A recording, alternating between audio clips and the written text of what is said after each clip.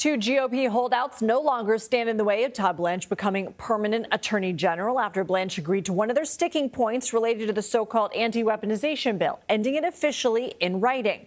Blanche, the acting AG, issued an order to rescind the plan that was designed to compensate President Trump's allies, including January 6 defendants, who felt targeted by the previous administration's Justice Department. Blanche also clarified the scope of a sweeping deal for tax immunity for the president, his two oldest sons, and the Trump Organization, saying it only applies retroactively to end audits of previous tax returns. Now that's been done.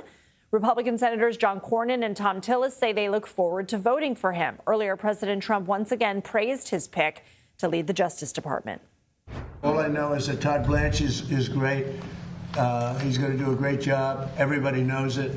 And I understand there's been a sign-off, but I don't know what they agreed. I think Todd Blanche agreed to reconfirm things that he's already said, and what he said was okay.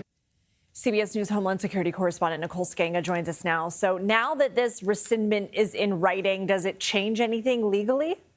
Well, it changes the fund's immediate legal status, but it doesn't eliminate every legal loose end, Lindsay. What rescission does is it kills the government machinery that would have operated the fund. It doesn't actually erase the contractual obligation and dispute that's buried underneath it. So until now, Blanche had said over and over again that and DOJ repeated in court that the fund was not moving forward. The new order formally rescinds the May 18th directive and says it has no force or effect. It also confirms that no board members have been appointed, no money was transferred, no claims process was created, and no claims have been paid out. That removes the operative DOJ instruction that would have sent the $1.776 billion to the fund, but it doesn't rewrite the underlying settlement. That settlement says the Attorney General agrees to create the fund, incorporate the orders into the agreement, and notes that the settlement may be modified only through the written agreement of the parties. There's no publicly disclosed amendment signed by Trump and the other plaintiffs deleting the fund. So does that mean that it can be reinstated at any point?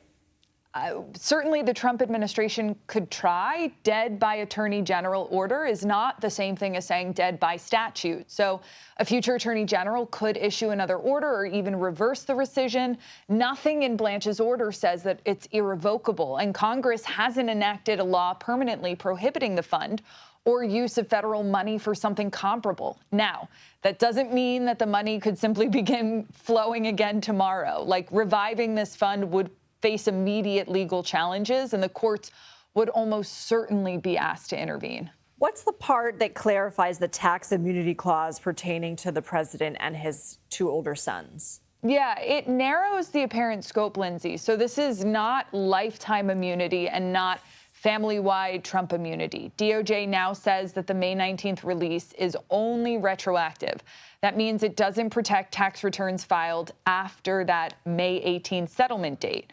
DOJ also says it applies only to the named plaintiffs, which in this case are the president, Donald Trump Jr., Eric Trump, and the Trump Organization. So it does reject sort of a broader reading, which might include spouses, trusts, affiliated companies, or other relatives. But it does still leave the central and most controversial protection intact. And past returns of Trump, his two sons, and the Trump Organization remain covered under DOJ's interpretation. So, the bottom line here is the written orders give Cornyn and Tillis something more concrete than we heard earlier from Blanche's testimony before Congress, but there's still no permanent legislation, there's no jointly amended settlement, and there's not a court ruling that validates this arrangement. I was going to ask about that, this immunity for previous tax returns still being a thing. All right, Nicole Sganga, thank you for your reporting.